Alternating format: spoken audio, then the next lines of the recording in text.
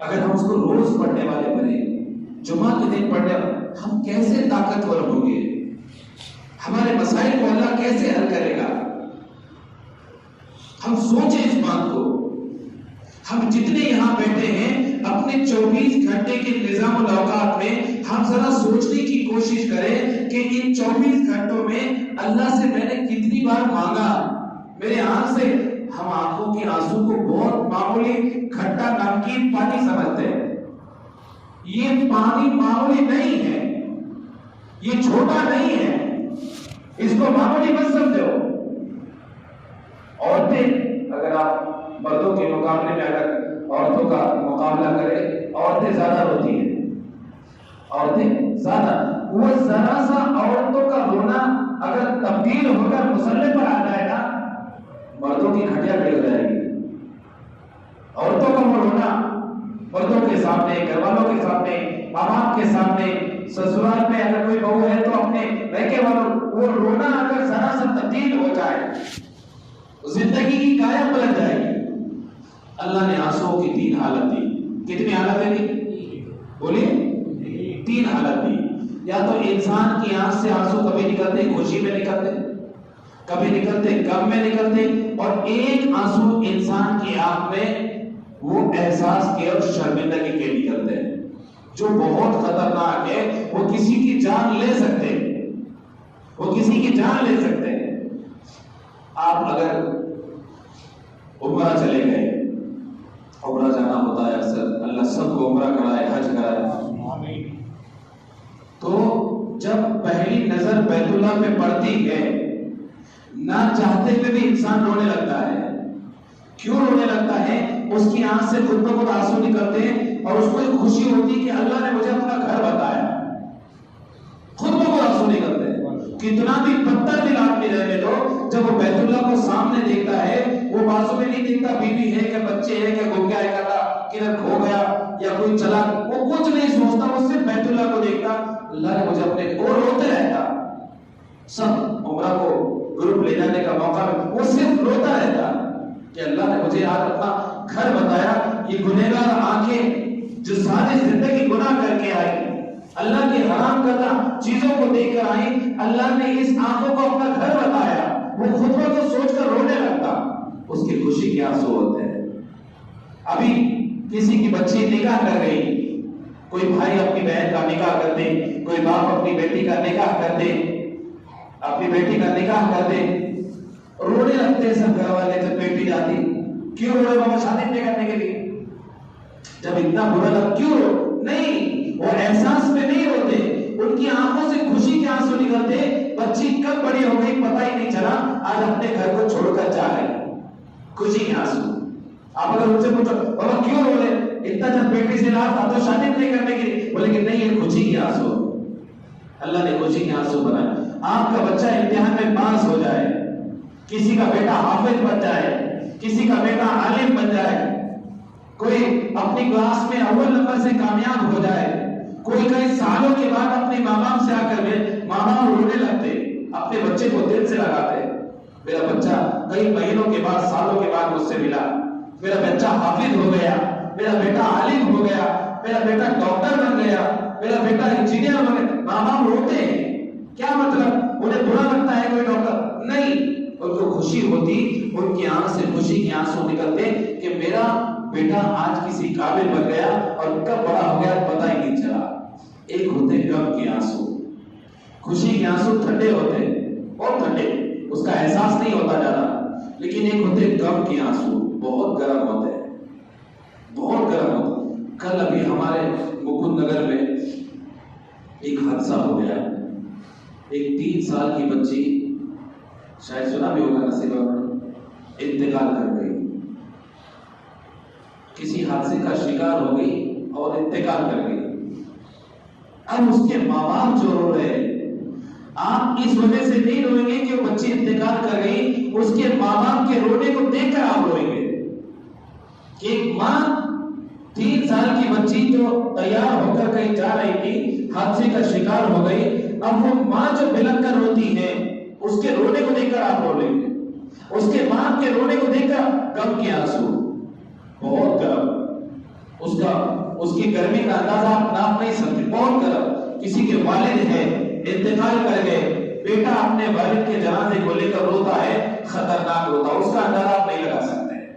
کوئی بیٹا ہے اپنی ماں انتقال کر گئی، وہ اپنی ماں کے نماز جنازہ کے سامنے کھڑا ہے، ماں کی میت اور جنازہ سامنے رکھا ہے، اللہ اکبر کہہ کے وہ نیت باندھا، اس کی نظر آپ کی ماں کی میت، وہ پوری زندگی سوچتا ہے میری ماں نے مجھے کیسے پالا، کیسے حالات میں رکھا، کیسے میری ماں نے 100 روپے کے خرچ میں ہم تینوں بھائیوں کو پالی، اور بہنوں کو پالی۔ وہ سب اس کی آنکھوں سے آنسو نکلتے، وہ جنازے کو قبرستان کا لے کر جانے تک وہ صرف سوچ سوچ کر روتا میری ماں نے مجھے کیسے پالا، غم کے آنسو۔ اور نمبر 3 اللہ نے بنائے احساس کے آنسو، جو بہت خطرناک ہے۔ حدیث میں آتا ہے جب کوئی بندہ اپنی زندگی میں گناہ کرتا ہے، اللہ کی نافرمانی کرتا ہے، اللہ کے حکموں کو توڑتا ہے، اور وہ 2 رکعت نماز صلاۃ التوبہ یا صلاۃ الحاجت پڑھ کر اللہ کے سامنے بیٹھ کر ترائی میں ہاتھ اٹھا کر جب روتا ہے، اس کی شرمندگی ہوتی ہے کہ میں نے غلط کیا، یہ گناہ میں نے نہیں کرنا چاہیے تھا، یہ پاپ میں نے نہیں کرنا چاہیے، اور اس کی آنکھوں سے آنسو جاری ہوتے ہیں۔ حدیث میں آیا یہ آنسو ندامت کے آنسو ہے، شرمندگی کے آنسو ہے، احساس کے، انسان کی آنکھ سے نکلا ہوا احساس کا ایک آنسو قیامت کے دن اس کے گناہوں کے بڑے بڑے پہاڑوں کو ٹکڑا ٹکڑا کر کے ریزہ کر دے گا۔ ندامت کا آنسو، احساس کا آنسو۔ آنسو کو معمولی نہ سمجھے، اکیلے بیٹھ کر اللہ کے سامنے رویا کرے۔ جو اللہ کے سامنے روئے گا وہ دنیا کے سامنے کبھی نہیں روئے گا، بولیے، جو اللہ کے سامنے روئے گا وہ کبھی دنیا کے سامنے نہیں روئے گا، جو اللہ سے مانگے گا وہ کبھی دنیا والوں سے نہیں مانگے گا، جو اللہ کے سامنے جھکے گا وہ کبھی دنیا کے سامنے نہیں جھکے گا۔ اسی لیے تو ہمیں دعا مانگنی چاہیے، اللہ دنیا میں تیرا محتاج بنا، تیرے علاوہ کسی کا محتاج نہیں بنا، دعا مانگنا چاہیے۔ یہ نماز بہت اونچی نماز ہے، صلاۃ التسبیح کی نماز ہے، نفل نماز ہے، اکیلے پڑھنے کی نماز، اس کے لیے جماعت نہیں ہے، یہ جماعت کی نماز نہیں، اس کے لیے جماعت بنانا ضروری۔ نفل نماز کی جماعت نہیں ہوتی، مسئلہ یاد رکھو، نفل نماز کی جماعت کوئی بھی نفل، کوئی تہجد اگر جماعت سے پڑھنا چاہے وہ پڑھ سکتا ہے نہیں، کوئی اشراق بولے کہ نہیں چلو آج اشراق جو جاگنے کی رات ہے اور اپنی اشراق جماعت سے پڑھے، پڑھ سکتے ہیں نہیں۔ اللہ نے جو چیزیں الگ کر دی ہے اس کو الگ کرنا ہے، اپنی طرف سے اس کو بڑھا کر اور عظیم نہیں کرنا۔ جو اللہ نے قید رکھ دی وہ قید ہے۔ صلاۃ التسبیح کی نماز کو اہتمام کے ساتھ پڑھے، سکون کے ساتھ پڑھے، نیت کرے، نیت کرتا ہوں میں 4 رکعت نماز صلاۃ التسبیح کی واسطے اللہ کے منہ میرا کعبہ شریف کی طرف اللہ، ذرا نیت کرو سب لوگ، نیت کرتا ہوں میں 4 رکعت نماز صلاۃ التسبیح کی واسطے اللہ کے منہ میرا کعبہ شریف کی طرف نیت باندھ لی۔ اس کے بعد کیا پڑھتے؟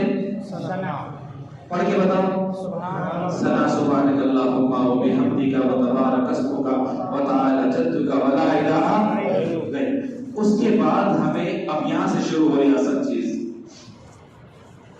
سبحان اللہ والحمد للہ ولا الہ الا اللہ واللہ اکبر۔ پڑھیے، سبحان اللہ والحمد للہ ولا الہ الا اللہ واللہ اکبر، بس اتنا پڑھنا ہے۔ ولا حول ولا قوت الا باللہ العلی العظیم یہ نہیں پڑھنا ہے۔ سبحان اللہ والحمد للہ ولا الہ الا اللہ واللہ اکبر۔ جب ثنا ہم نے پڑھ لی اس کے بعد 15 مرتبہ ہمیں یہ تسبیح پڑھنا۔ کتنی مرتبہ؟ 15 مرتبہ۔ پہلے ہم نے نیت مانی، پھر ہم نے ثنا سبحان اللہ پڑھ لیا، اس کے بعد 15 مرتبہ ہم نے کیا پڑھا؟ ثنا سبحان اللہ۔ کیا پڑھنا؟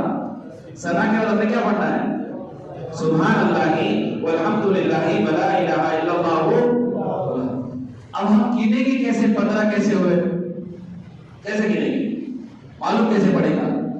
پہلے 5 میں دن برکت دکان کا حساب ہوگا، دوسرے 5 میں بینک میں کتنے پیسے بھرنے کے کل وہ حساب ہوگا، تیسرے بینک میں کون سی گاڑی کا ہفتہ ہے وہ حساب ہوگا۔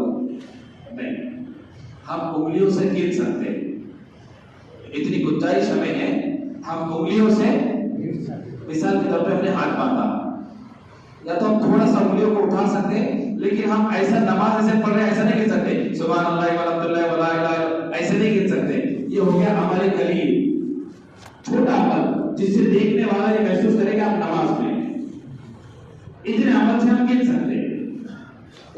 عمل کثیر بہت بڑا عمل، اور ایک ہوتا ہے عمل قلیل چھوٹا عمل۔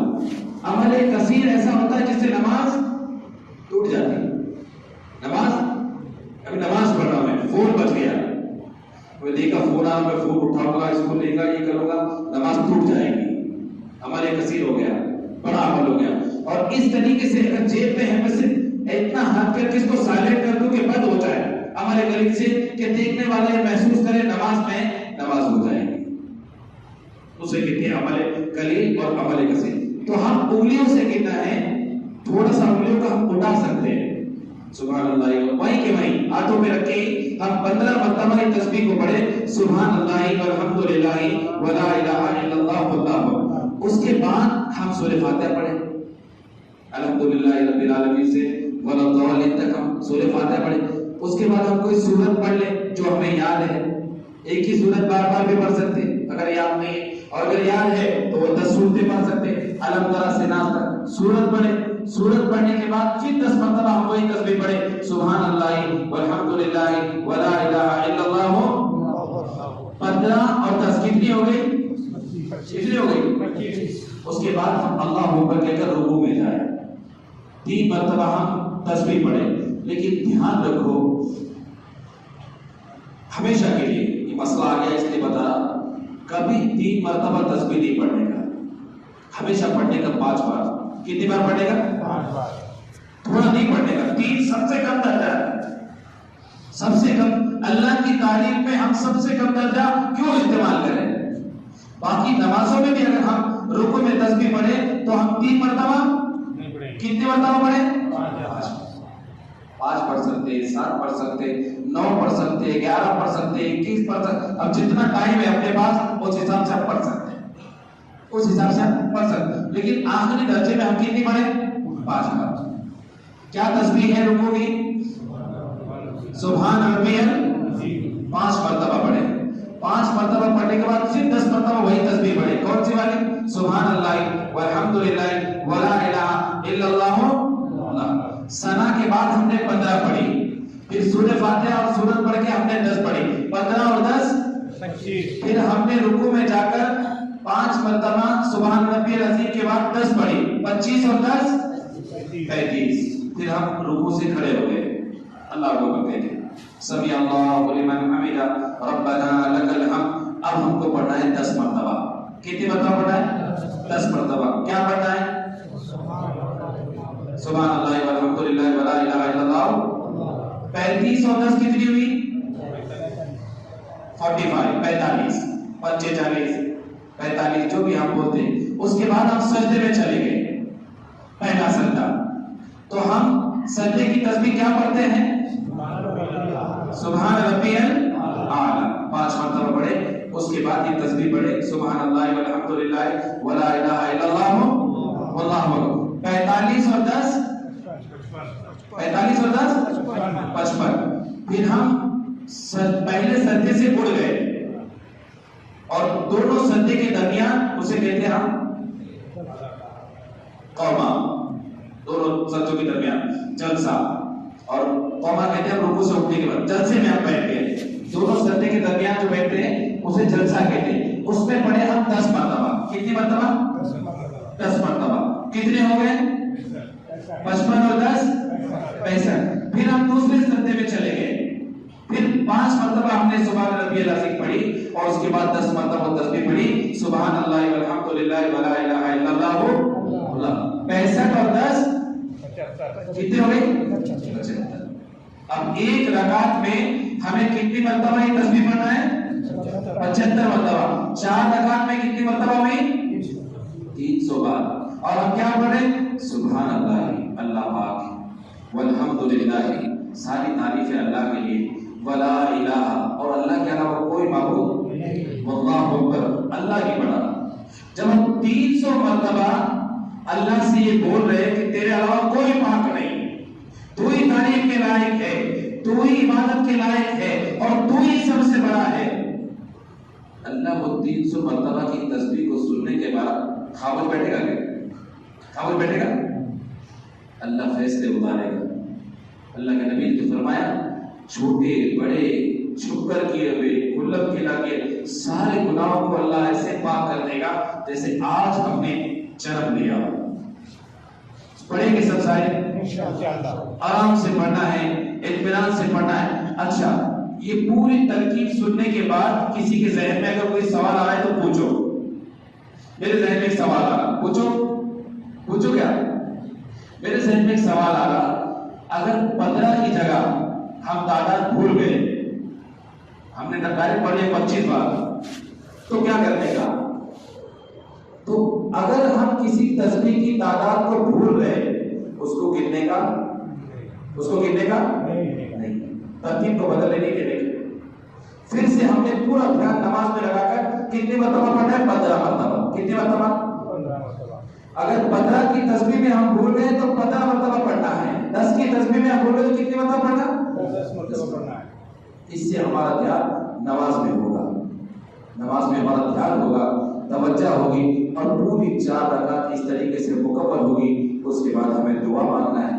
ہم جو دعا مانگیں گے قبول ہوگی. اللہ کی خاص رحمت ہے.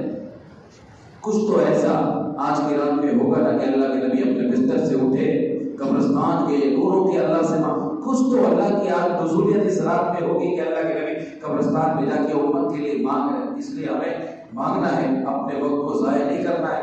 ایک وقت آج نظام لکھا جا رہا ہے پورا فرشتوں کو آج کی رات میں روزے تقسیم ہوگی.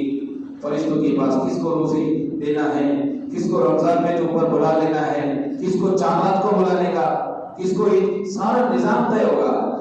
کون امیر ہوگا، کون غریب ہوگا، کون مالدار ہوگا، کون فقیر ہوگا، کون روزی کی حالت میں جائے گا، کون روزہ برداشت کرے گا، کون بیماری میں لائق ہوگا، کتنے مردوں کی فہرست میں ہوگے، کتنے زندوں کی فہرست میں ہو. یہ سارے پورے سال کا نظام اللہ تعالیٰ آج کی رات میں لکھے گا. اور ہماری نیت یہ ہو جب میرا نام اس فہرست میں لکھا جا رہا ہو تو اللہ کی توجہ اور اللہ کی نظر مجھ پر سجدے کی حالت میں پڑے، رکوع کی حالت میں پڑے، دعا کی حالت میں پڑے، ذکر کی حالت میں پڑے، تلاوت کی حالت میں پڑے، اور اللہ تعالیٰ اس دعا کے ذریعے سے میری تقدیر کو بدل دے. کرے گا تب پہنچے. یہ چند باتیں تھی آج کے اس بیان سے متعلق. اللہ تعالیٰ ہم سب کو کہنے سننے سے زیادہ عمل کرنے کی توفیق نصیب فرمائے. ہر بیان کے بعد عام طور سے دعا ہوتی، ہر جگہ، اسی مسجد میں ہر جگہ کہیں بھی پروگرام ہوتا ہے، اجتماع ہوتا ہے، مدرسوں کا جلسہ ہوتا ہے یا اور کوئی چیز ہوتی، وہاں پر اجتماعی دعا ہوتی. وہ دعا کیوں ہوتی؟ وہ اس لیے ہوتی بہت سارے ہمارے بھائیوں کو دعا مانگنے کا طریقہ معلوم نہیں ہے، اس سے معلوم ہوتا ہے. اور اللہ تعالیٰ جو دعا میں آمین کہنے والے ہوتے ہیں، اس میں جو رونے والے ہوتے ہیں، کئی جوان ایسے ہوتے ہیں وہ اس دعا سے اللہ ان کی زندگی کو پلٹ دیتا، وہ روتے، اور اس ایک رونے کی وجہ سے اللہ سب کی مغفرت اللہ کر دیتے. اس لیے اجتماعی دعا ہوتی. پوری امت کے لیے ہمیں مانگنا ہے، پوری امت کے لیے ہمیں مانگنا ہے. اور ہم ایسے اللہ سے مانگ رہے، سب سے پہلے دعا سے پہلے ہم اپنے ذہن سینوں کو کھولے. ہم ایسے اللہ سے مانگ رہے جس کا خزانہ ہماری سوچ کے بہت آگے ہے. اللہ کے نبی صلی اللہ علیہ وسلم نے ارشاد فرمایا اپنے جوتے کا بند بھی، اردو میں کہا انہوں نے، میں اس کو انگریزی میں کہہ رہا ہوں، اپنے جوتے کا بیلٹ، پٹا یا کلپ، اللہ کے نبی صلی اللہ علیہ وسلم نے فرمایا اپنے جوتے کا بند بھی اگر ٹوٹ جائے وہ بھی کس سے مانگو؟ کس سے مانگو؟ اللہ سے. جب اللہ کے نبی صلی اللہ علیہ وسلم نے اتنی معمولی سی چیز کو بھی اللہ سے مانگا ہے تو سوچو ہم اللہ سے کیا کیا مانگ سکتے ہیں. اور مشکل کا جو لفظ بنا ہے وہ انسانوں کے لیے ہے، اللہ کے لیے کوئی لفظ مشکل نہیں ہے. اللہ کے لیے مانگنے کے ٹائم پہ لائٹ چلے گی برابر، اللہ کو زیادہ منگانے کا اپنے سے لائٹ اتنی دیر سے نہیں کہ برابر دعا کے ٹائم پہ مطلب اللہ کو زیادہ مستوی دینے کا زیادہ مستوی ہونے والے جگہ میں مستوی گھٹنا گھٹنے والے آ رہا ہے. تو اس میں دعا مانگنا ہے. بہت سارے تاجروں نے دعا کی درخواست کی، بہت سارے بیماروں نے دعا کی درخواست کی. ہم سب گھر سے نکل رہے تھے، بہنوں کے فون آ رہے، رشتہ داروں کے فون آ رہے، بھیا دعا کی درخواست ہے.